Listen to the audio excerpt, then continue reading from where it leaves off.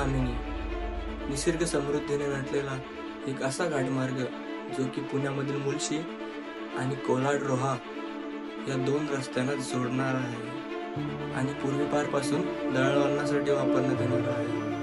आणि अशा सुंदर अशा निसर्गरम्य घाटामध्ये वसलेले आहेत लाखो असे धबधबे। त्याच धबधब्यांपैकी एक असा धबधबा ते म्हणजे देवकुंड धबधबा। देवकुंड धबधब्याचे आकर्षण म्हणाल तर 3 नद्यांचा संगम होऊन एक अशी पाण्याची धार 100 फूट उंचावरून पडते, जणू काही स्वर्गच। देवकुंड धबधबा पुण्यापासून सुमारे 100 ते मुंबईपासून सुमारे 130 किलोमीटर अंतरावर आहे। मुंबईपासून तुम्ही पाली गावामार्गे होत हिरा विलेज येऊन पोहोचता आणि पुण्यापासून मुळशी मार्गे तामिनी घाटातून तुम्ही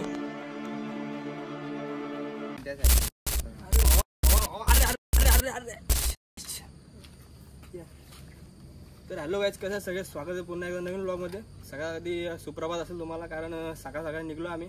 प्लॅन होता 5 वाजता निघायचा, पण सगळ्यांना निघताना जरा वेळ झाला। 6 वाजता निघलो आणि फायनली 8 वाजता भिरा म्हणजे भिरा विलेज बेस्ट विलेजला येऊन पोहोचलो आता देवकुंड वॉटरफॉलच्या।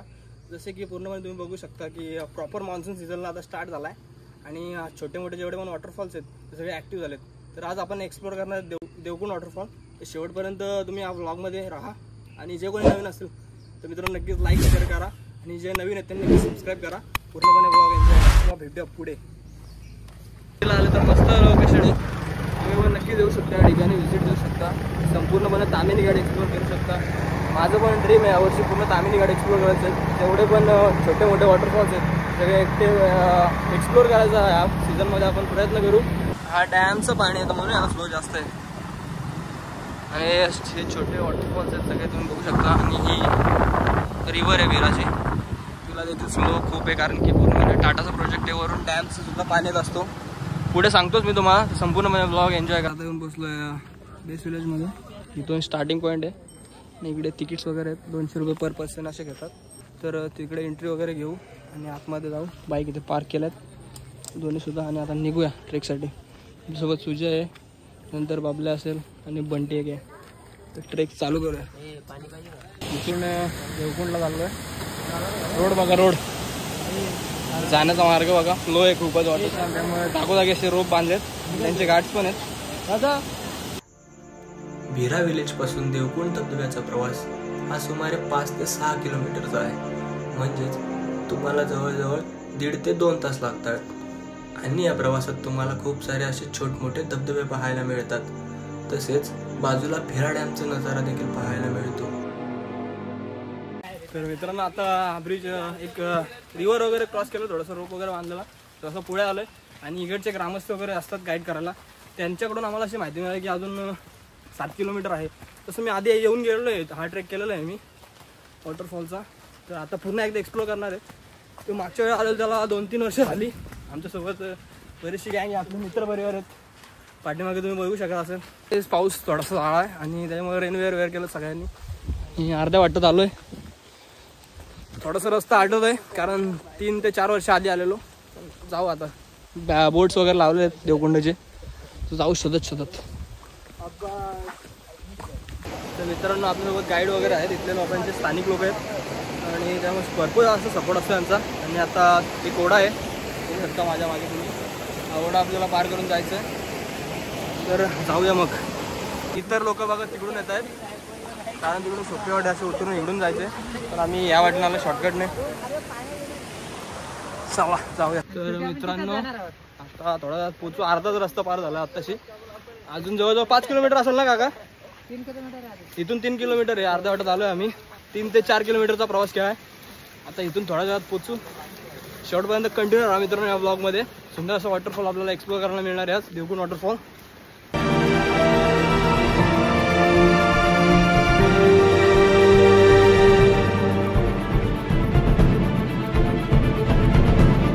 मित्रांनो आता अर्ध्या वाटत आलोय, अजूनही 3 किलोमीटर आहेत। 2 डोंगर आहेत ना इथून, तुम्ही बघू शकता।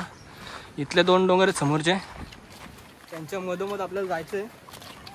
तर इकडच्या गावकऱ्यांकडून असं आम्हाला माहिती मिळाली आहे की इकडच्या गावकऱ्यांचा सगळा जो काय असेल दैनंदिन जीवनातील खर्च वगैरे तो या देवकुंडच्या माध्यमातूनच निघत असतो मान्सून सीझनमध्ये। त्याच्यानंतर तसं बघायला गेलं तर यांच्याकडे टाटाचा एक प्रोजेक्ट आहे विरा डॅमचा, त्याच्या माध्यमातून पण त्यांना इन्कम चालू असते. कॉन्ट्रॅक्टच्या बेसिसवर त्यांना जॉब वगैरे तिथे असतात, तिथे जॉब करतात. आणि गावातले ठराविकच 4-5 थोडेफार जे तरुण आहेत ते बाहेर कामासाठी गेलेले असतात, मुंबईला म्हणा किंवा पुण्याला म्हणा. तर त्याच्या हिशोबाने ते इथे 200 रुपये पर पर्सन चार्ज करतात. तर मला तर ते वर्थ वाटतं. बाकी त्यांची मेहनत आहे, इकडे तिकडे सगळीकडे त्यांची माणसं दिसतात आपल्याला सहकार्य करतात. आणि अशा प्रकारे पाऊस आलाय, तुम्हाला दाखवतो पुढचा. बघू शकता एवढ्या लांब देखील घरं वगैरे बांधलीत. ती पुढे ती सीडी आता मागच्या वेळी आपण बघितलं असेल, इथे लाकडी सीडी असायची पूर्वी. आता त्याचं रूपांतर केलं मला असं वाटतं लोखंडी ब्रिजमध्ये. जाऊन बघू आपण कशा प्रकारे असणार आहे. आणि इकडे खायचं वगैरे देखील तुम्हाला मिळून जाईल. फ्रीमध्ये वायफाय देखील आहे, चांगली सोय एक बघायला मिळते आपल्याला. आणि घराचं काम जे केलं ते मला नवल वाटतं जरा, एवढं लांब म्हणजे गाडी वगैरे येत नाही, तर कोणतीच वेगळं येत नाही. तर कसे येत असतील ते काही समजत नाही मला, कसे आणले असतील एवढ्या विटा वाहून, ते बघणं गरजेचं असेल.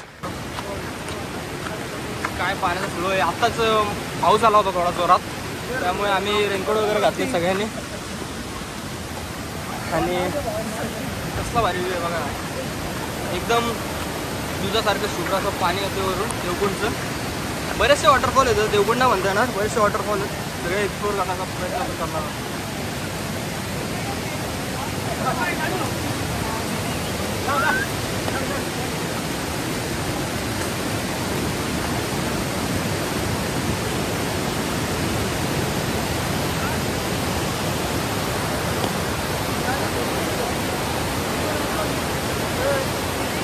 तर काही मागच्या लोकेशनवर खूप सारे फोटो काढलेत. आणि आता पुढे आलो आहे, स्टीलचा ब्रिज. पूर्वी मी तुम्हाला बोललो लाकडी असायचा, आता लोखंडी पूल आहे इथे, बघू शकता तुम्ही. आणि येताना जरा सावध राहायला लागतं, कारण की दगडीत खूप अशा रॉक पॅच आहे, पूर्ण स्लिप किंवा ट्रिप व्हायची भीती असते.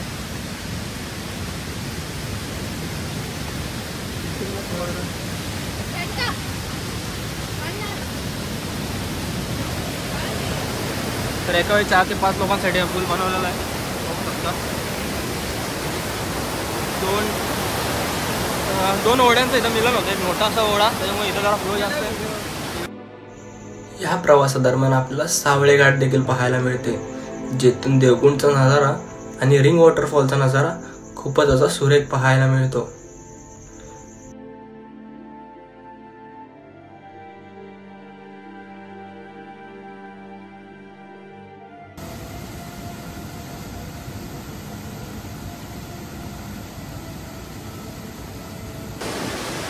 बघा मित्रांनो, सुंदर असं दिसतं इकडून येणारा रिंग वॉटरफॉल. आणि इकडे सावळा घाट, इकडून एक देखील खूप मस्त असा व्ह्यू येतो या घाटावर, त्या पॉईंटवरून. तुम्ही बघू शकता सावळे घाट म्हणून आहे, तिथे देखील जाण्याचा प्रयत्न करू आपण. फॉग आहे पूर्ण.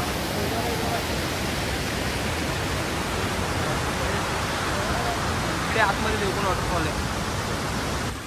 तर आता मित्रांनो जवळपास आलो आहे, खूपच जवळ आलो आहे वॉटरफॉलच्या. एक 15 ते 20 मिनटात आम्ही पोचू. दम लागत थोडंसं, कारण चढण होती ना या ठिकाणी.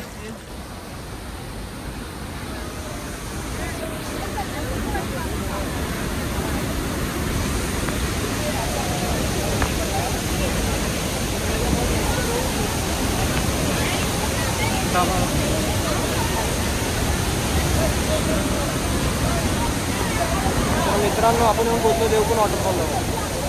सुंदर असा वाहणारा धबधबा, त्याच्या समोर ही गर्दी. एवढे प्रेक्षक इथे काही नसेल, त्याचं एकमेव कारण आहे आज देवकुंड वॉटरफॉल.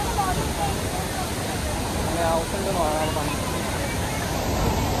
इथे समोरून बघण्याचे सुख आहे ना मित्रांनो, तुम्हाला कॅमेऱ्यामध्ये काहीच करता येणार नाही आपल्याला ते, पण खरंच खूपच सुंदर आहे. आणि बघा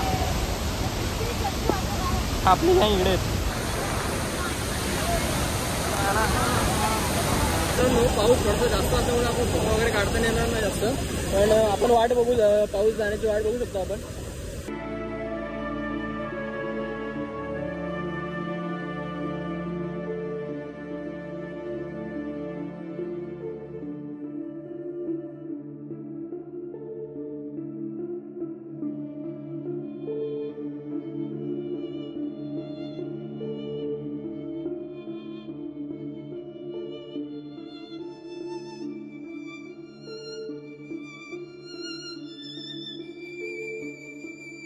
सेलिब्रेशन चालू आहे बघू शकता तुम्ही.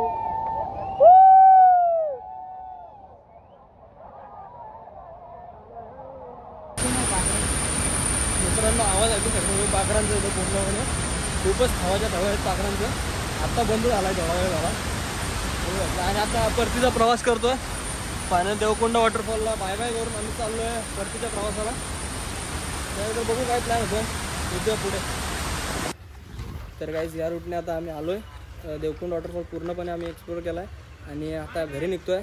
तर हा व्लॉग जर का तुम्हाला आवडला असेल नक्कीच लाईक करा, शेअर करा आणि जे कोणी नवीन आहेत त्यांनी सबस्क्राईब करा. असेच नवनवीन कंटेंट जर तुम्हाला बघायचं असेल ट्रेकिंगचं किंवा वॉटरफॉलचं वगैरे तर नक्की सबस्क्राईब करून ठेवा मित्रांनो. आणि पुढील येणारे व्लॉग देखील बघा.